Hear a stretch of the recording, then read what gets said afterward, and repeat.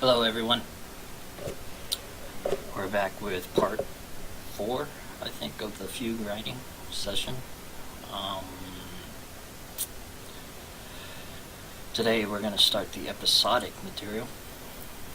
That's where we branch off into pretty much improvising and elaborating on some creative material that happens between the subject entries.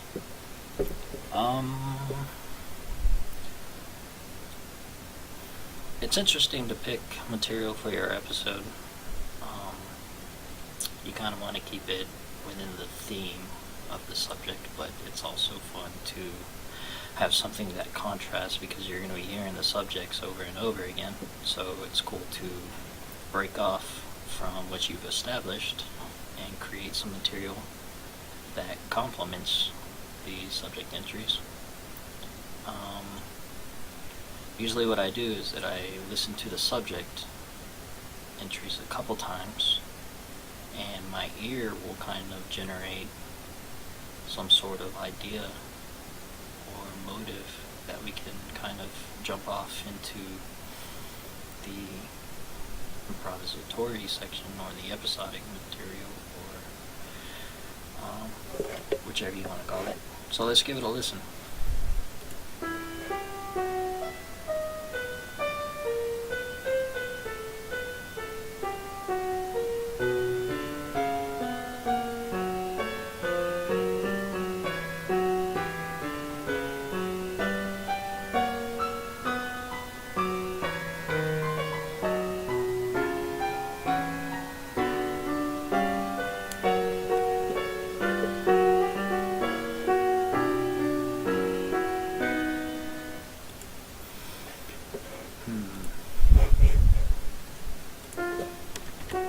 F sharp here.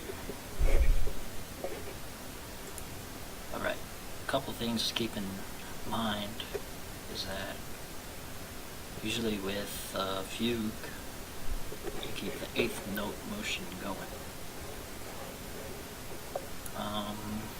Also, it's good to kind of keep in mind with where you're going in the key.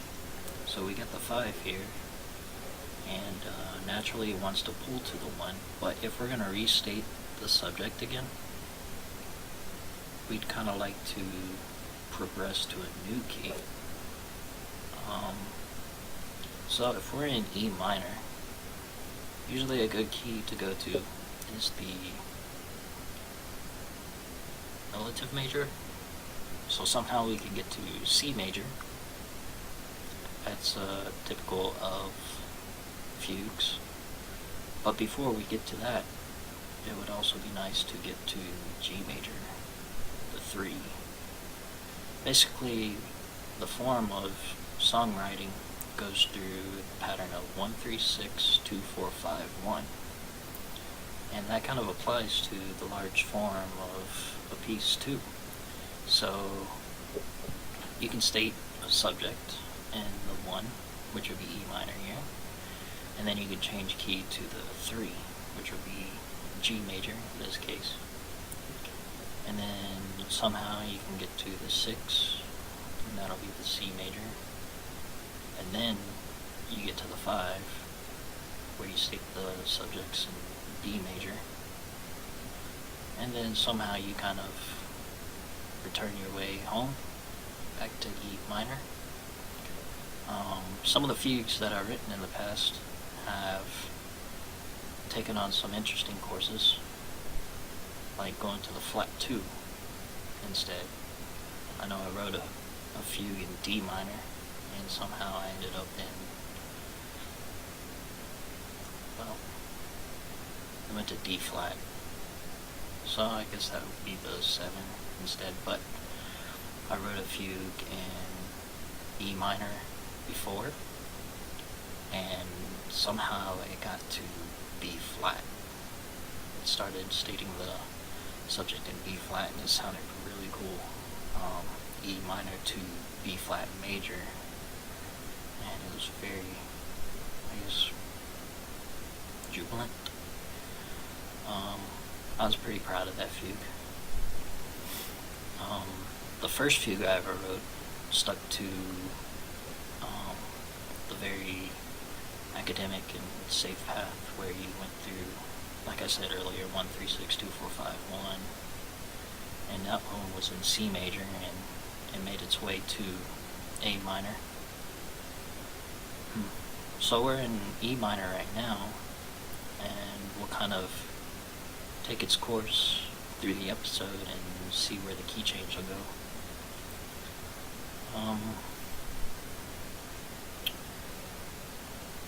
There's 4 types of ways to modulate. There's your common tone modulation, there's your pivot chord modulation, there's your common chord modulation, and then there's your direct modulation. I haven't had much experience in the direct modulation. It's pretty shocking when you hear it, but that shock value can kind of be tamed a bit through motivic devices. So if you got like a little cell going on with a motive, and then you sequence that cell into the new key of the direct key, it'll kind of make it a little bit more bearable to listen to. It's basically like a sequence in the sense. We just call it direct chord because you jump from one key to the other very subtly. It can be fun. My favorite device to use is the common tone modulation, definitely.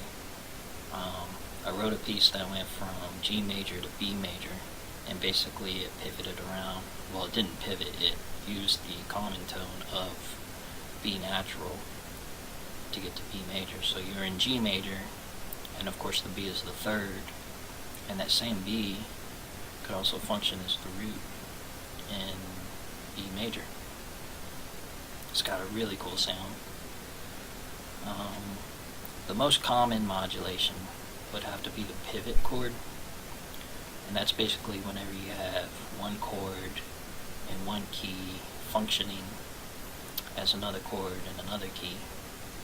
So if we're in E minor and we were going to use C sharp as or C sharp minor chord as a pivot chord, that C sharp minor can also, which is a 6 in E minor, can also function as a 2 in B major.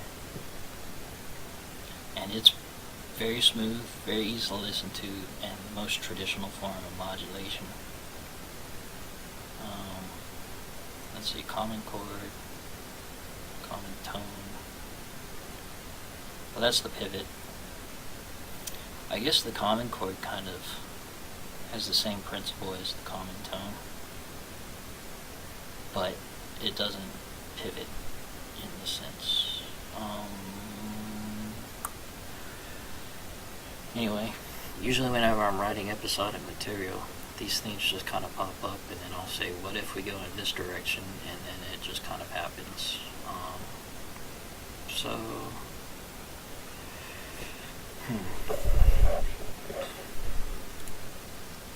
whenever you're developing episodic material, you kind of take like a segment that you can extrapolate and turn into something bigger.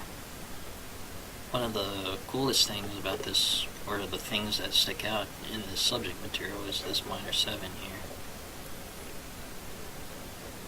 Also, we can use the triplets as motivic material, which would be pretty cool. It kind of changes the pacing of the pace. Changes the pacing of the bass, I guess, if you go from 8th notes to triplets.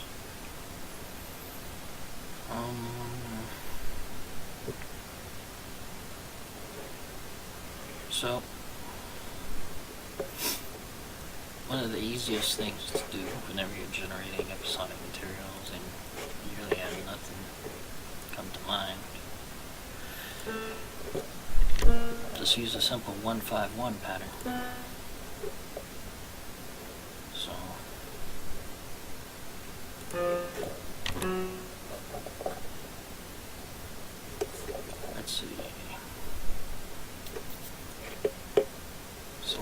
some material based on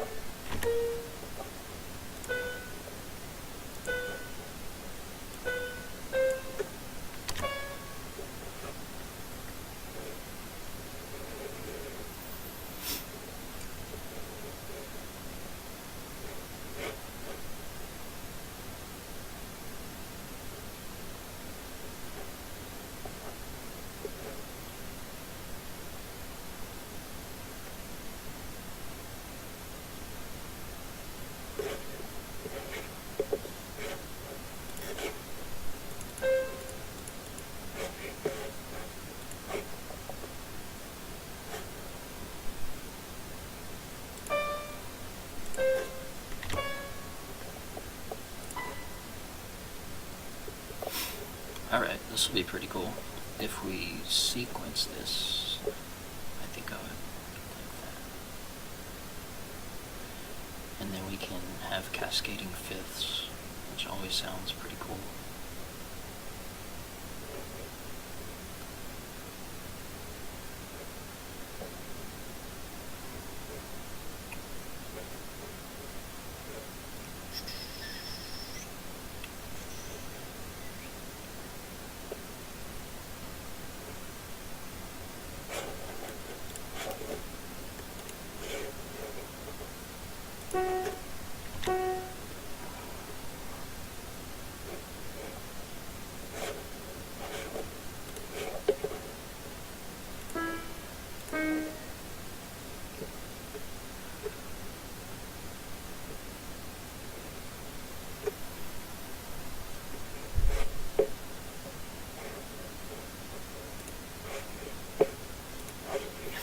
So we state that subject line in the soprano, then somehow I want that subject line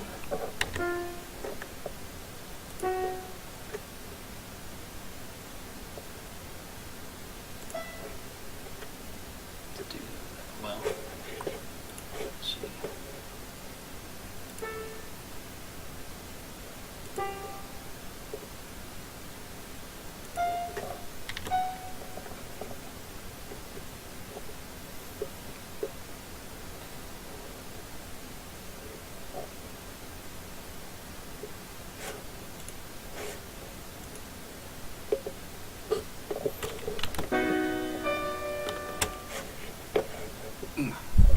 Juicy.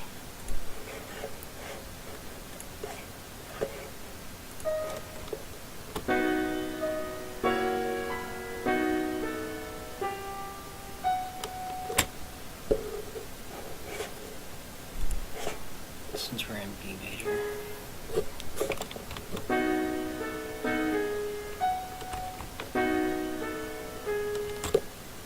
I like how this works, because in the soprano line, we've got this major third here as a pretty cool motivic device, subject, motive, we'll call it a motive. And then whenever we sequence it down to the F sharp, if we go to the minor, instead of it being the third, it functions as a 7. So you've got this melodic something happening. So you got but whenever it hits this A, it's got a nice change to the ear that happens.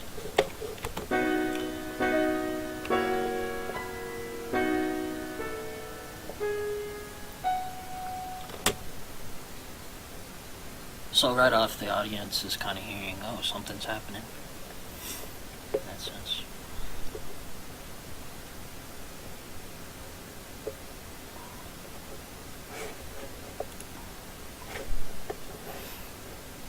B, it wants to pull to the B, but what if we resolve it to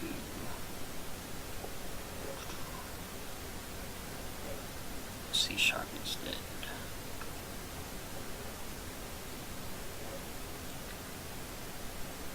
If that's the case, this is the coolest thing ever. Whenever the bass leaps down an octave,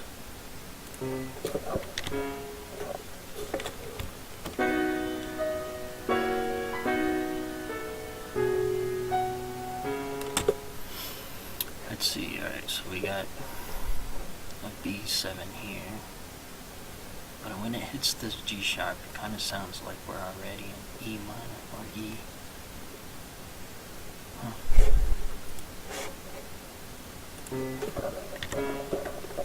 If we use the 7 here, it kind of plays on this idea of what's going on with these minor 7s.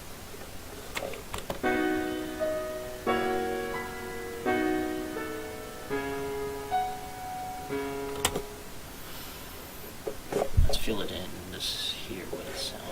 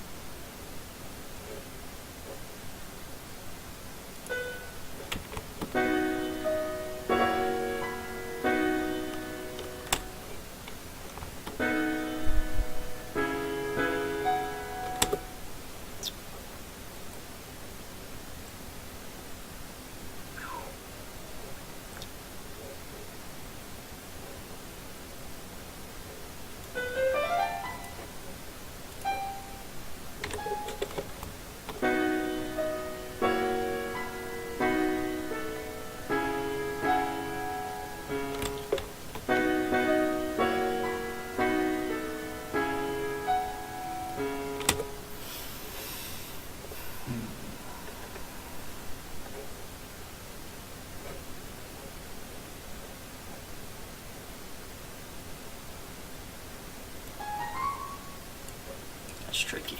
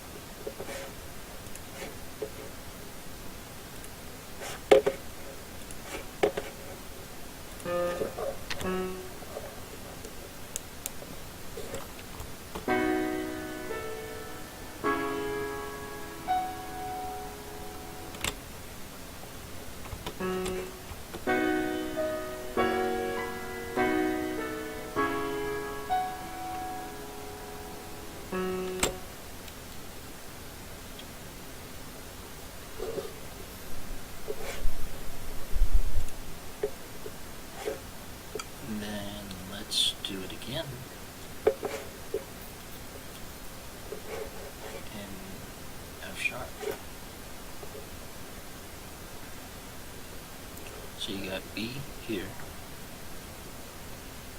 and you got F sharp here, so it's 1, 5, 1, and it's 2,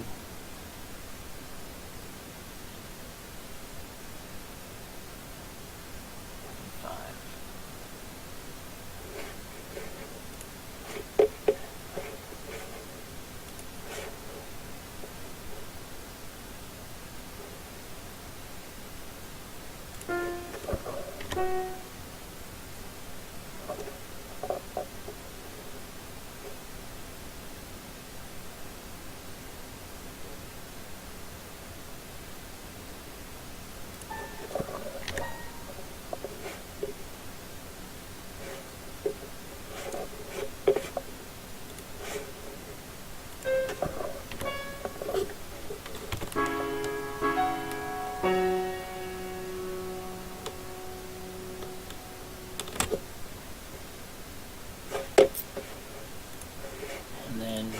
we've got another opportunity for a passing tone here. Passing tones are nice because it kind of breaks up the constant chordal action that you get to use to hear. It's a fourth.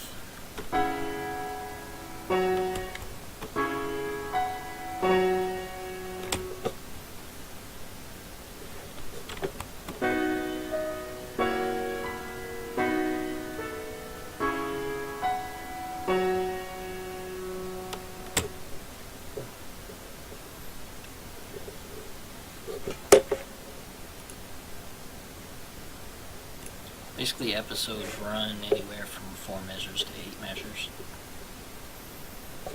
It just depends on how quickly you get to the next key, I've decided, or how quickly you want to state the subjects in the next key.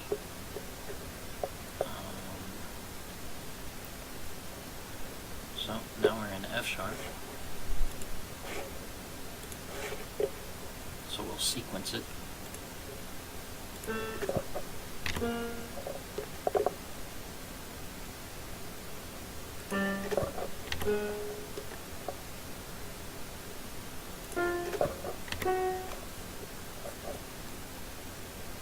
Just like that.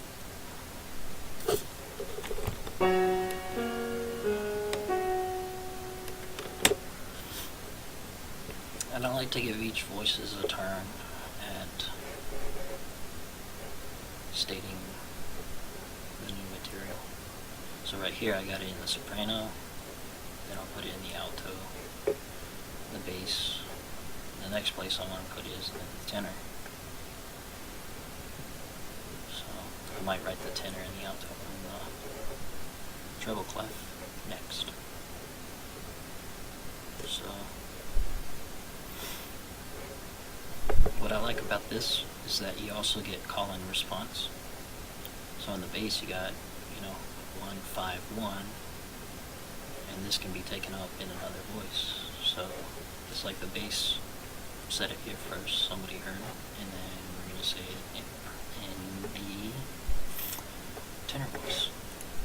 So the bass says it, and then the tenor responds. Well, it's more imitative. It's not really chant response, I guess.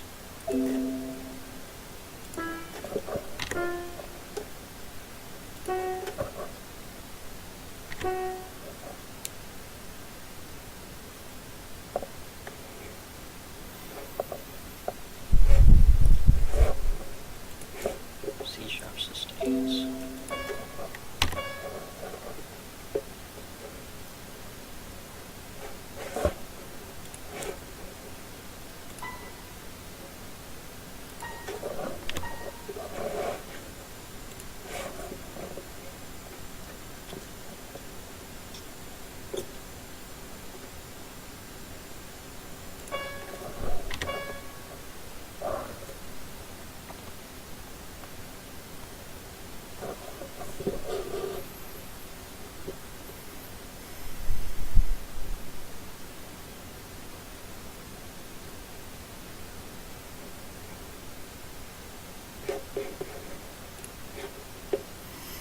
So I said it was going to be in the tenor voice.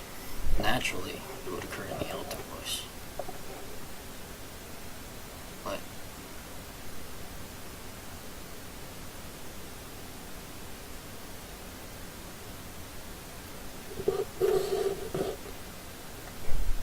we can have it in the tenor voice. It just takes a little bit more thinking.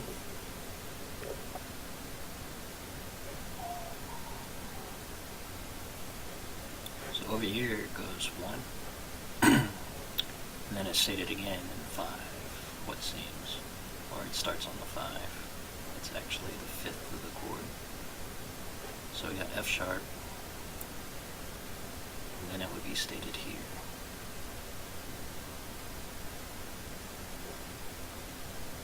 So we can do this instead. So we're at the 7.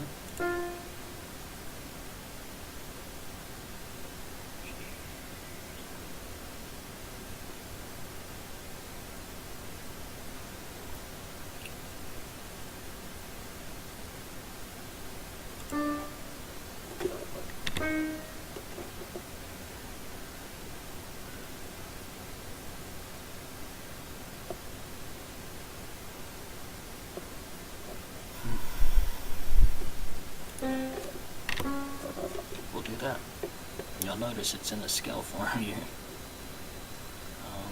but it's basically saying the same thing as what was said before. See, you would have a C sharp here, and it goes to the 7, so it'd be 5, 7, and then it's well, I'm reading it from the 2nd of the C sharp, but it'd be the 6th of the chord, just like over here. This is the 6th of B. And then from the 6, it jumps up a minor 2nd, or a minor 7. So instead of leaping way up here in the alto, we just bring it down. So it's kind of transformative. Basically, you got the scale going down, saying the same thing.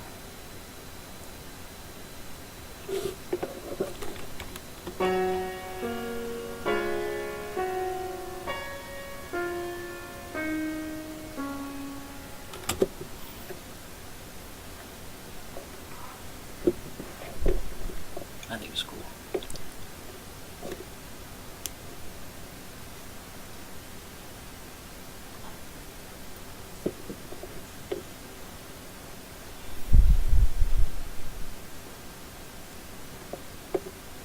Alright, so this is the 2nd of B, so we gotta have the 2nd of F sharp over here.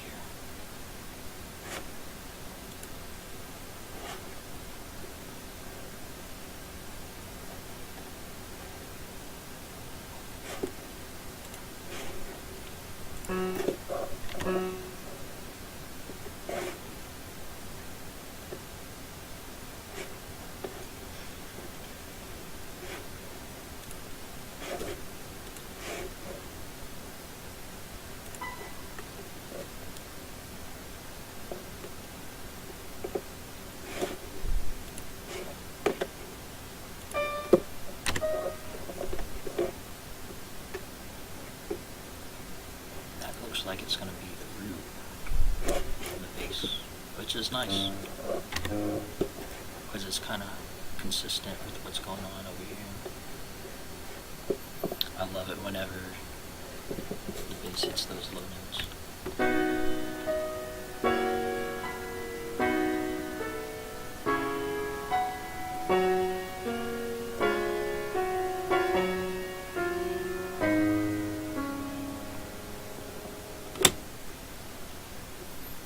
So, with the way this pattern's going, 1, 5, 1, 2, 5, and then we got reading it in F sharp, 1, 5, 1, 2, so the G sharp is going to want to go to the C sharp.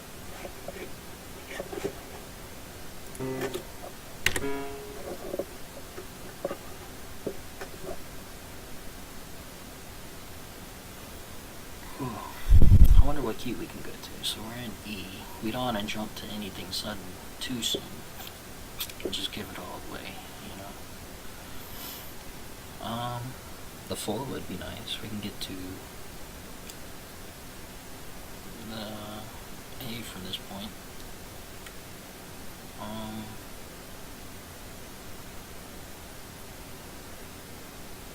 So we're in E.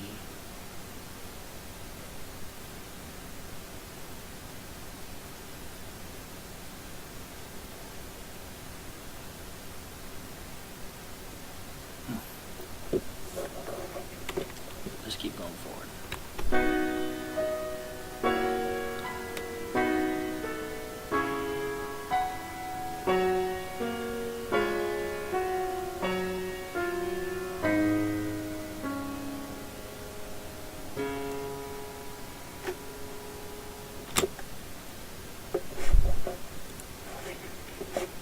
So,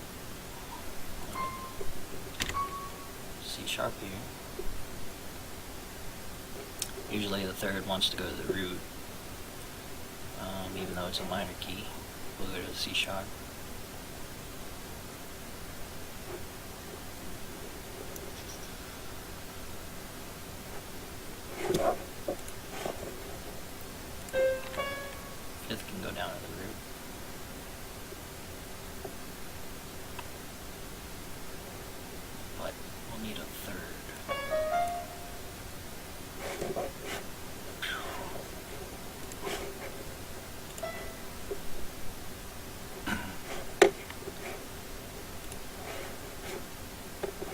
like it when things sustain.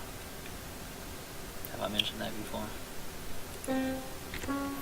It's like things stand still and the other voices move around it.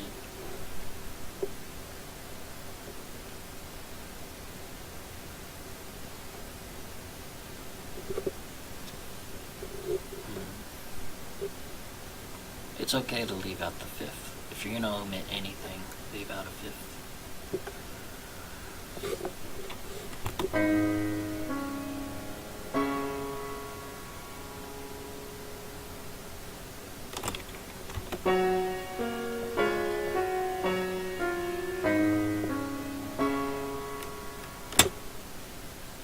Striking.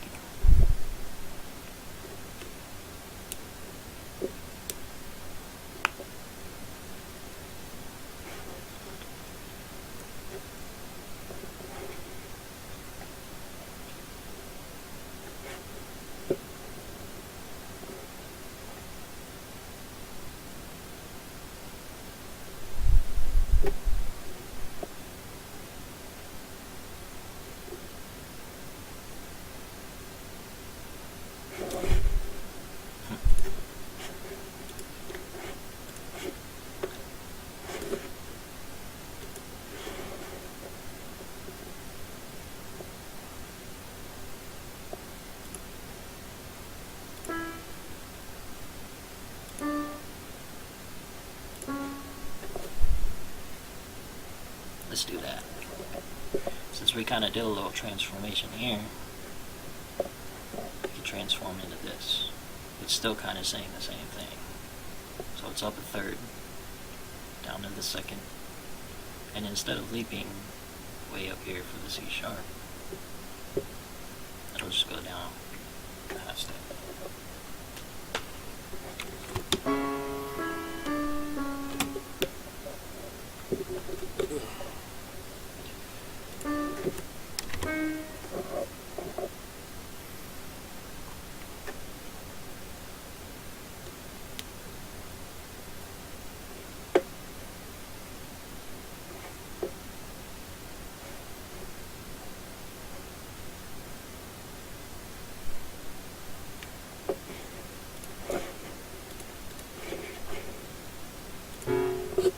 Oops.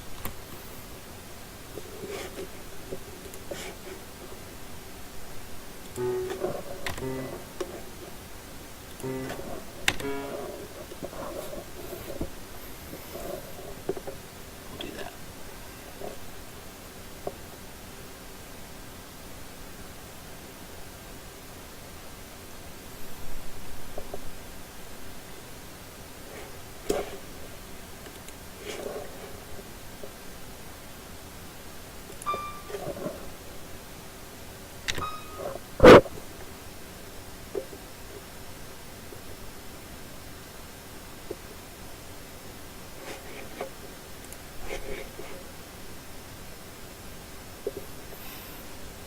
The thing that's bothering me here is the tenor is out of range with the alto. Yeah, I know there were rules set in place about that. What I want to think right now is that it's okay as long as these two voices are within the same range.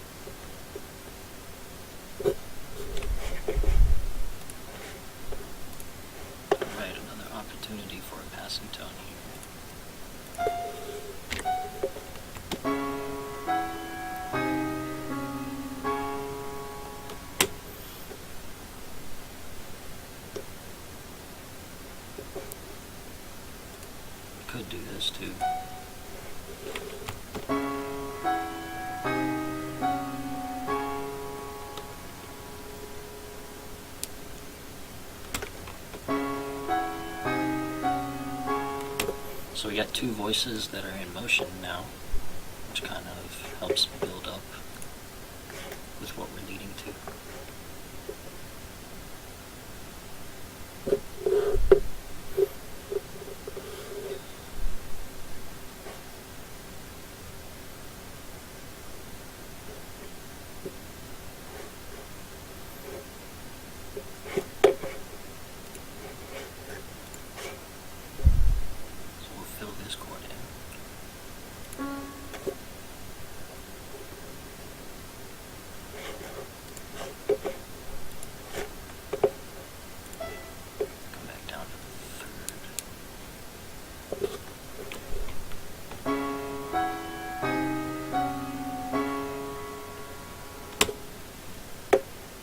And then we'll go back to the 2. C sharp.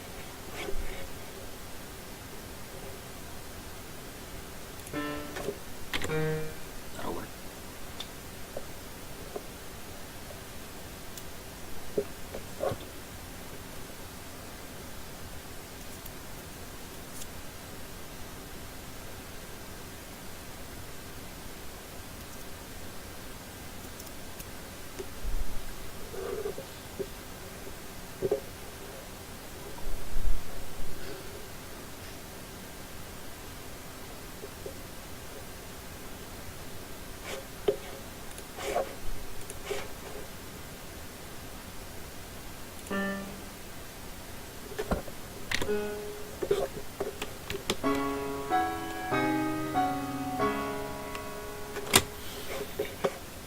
At this point, we can finally give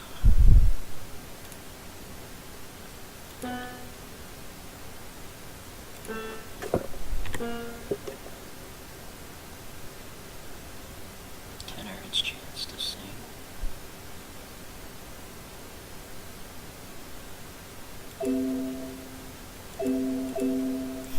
Come on. Just like that.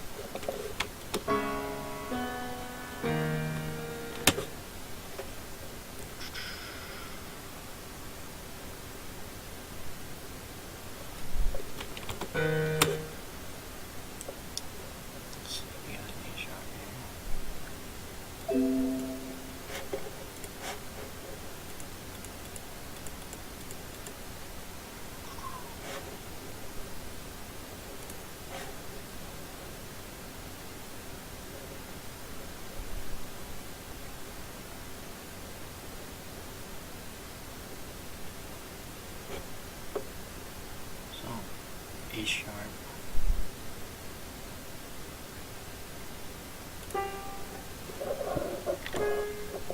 G sharp,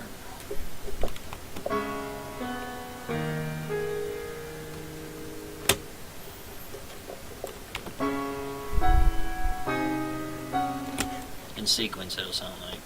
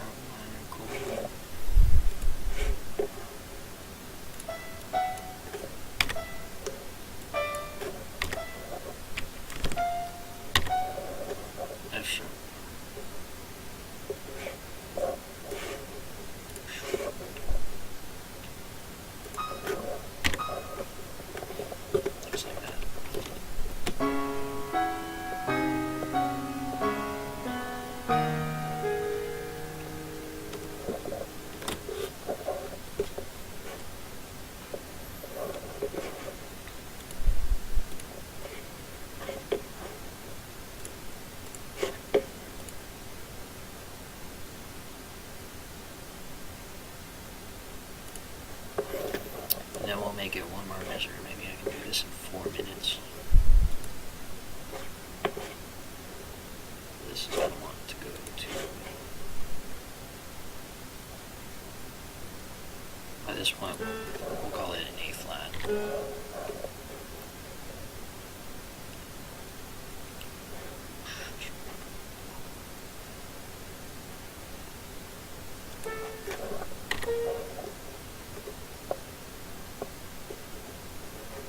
We'll keep that minor 7 motive alive.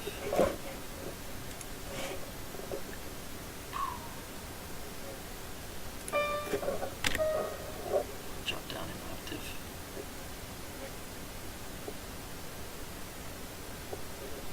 I know I'm crossing voices here. Bear with me.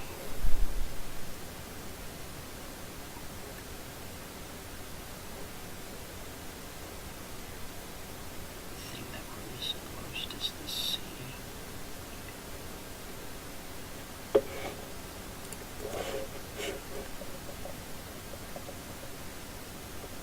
Of course, this F sharp. Who would want to go to the A flat?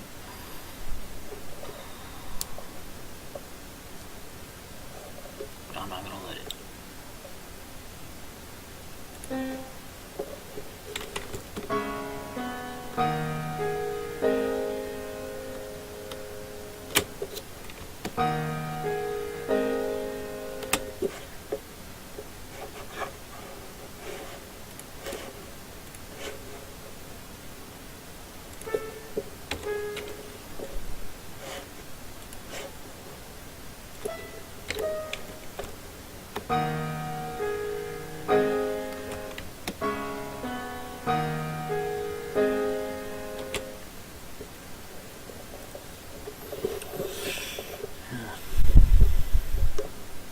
So you got tritone skipping. Usually you can get away with that if it's on the inside voice. No? Yeah.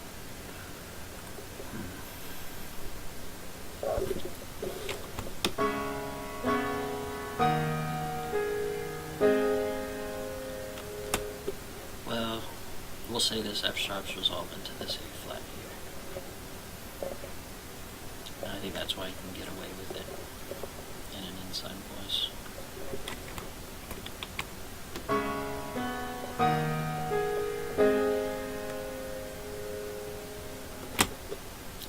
So by this point, it looks like we're going to be modulating the E flat if we continue at the same rate.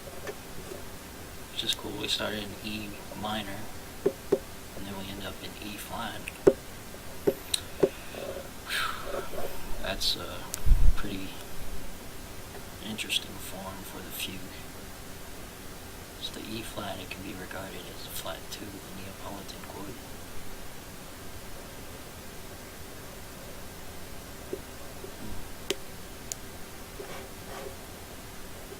I like it. Let's go with it.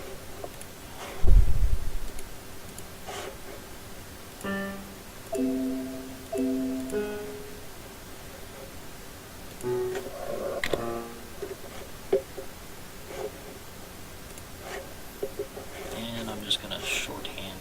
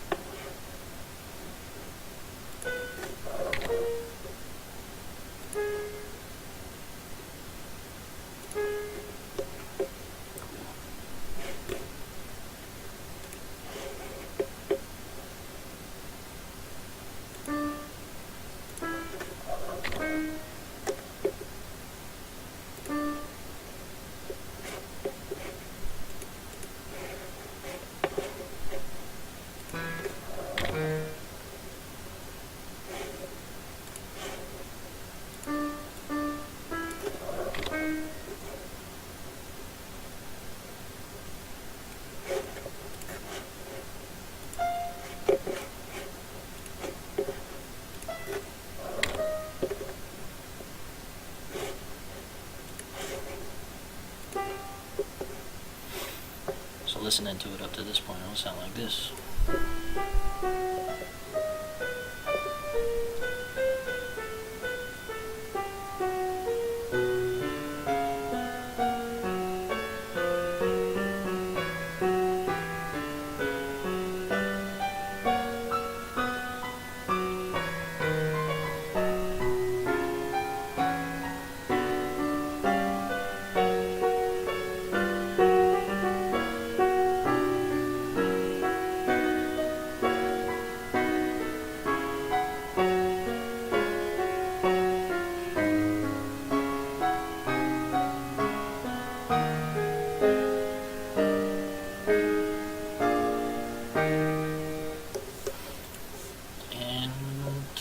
develop this when we come back next time.